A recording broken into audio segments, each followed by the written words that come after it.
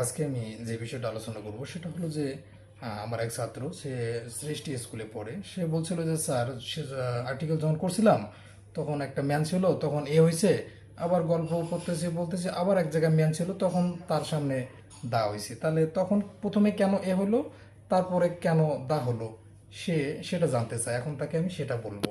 ঠিক আছে, চলো। জুনাইদ, মনে করো তুমি আহ, কোথাও যাচ্ছ, নবীনগর যাচ্ছ। তা যাইতে যাইতে এদিক দিয়ে যাইতেছো, যাইতে যাইতে যখন জামগড়া গেছো, জামগড়াতে যাওয়ার সময় একটা লোক হঠাৎ করে পা পিছলে পড়ে গেছে, ম্যান।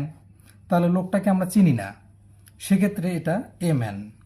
এখন আবার আমরা যাইতেছি, যেহেতু লোকটা পড়ে গেছে তবে থামার কিছু নেই, আবার যাইতেছি যাইতেছি যাইতেছি।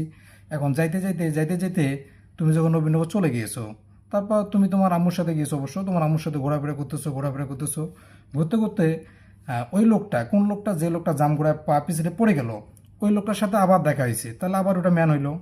যেহেতু ওই লোকটার সাথে আবার দেখা হইলো, তাহলে তোমার তো পরিচিত লোক, কারণ জামগড়া যখন তুমি যাওয়ার সময় যখন জামগড়া ছিল তখন এই লোকটা কি পা পিছলে পড়ে গিয়েছিল, যেহেতু আবার এই লোকটার সাথে দেখা হয়েছে, তখন সেই ম্যানটার ক্ষেত্রে তখন দা হবে। কারণ প্রথমে যখন লোকটাকে তুমি দেখছিলা তখন সেটা ছিল ইনডিফিনিট, এখানে ইনডিফিনিট থাকার কারণে এই ম্যানের কারণে এখানে এ দাঁড়াইছে।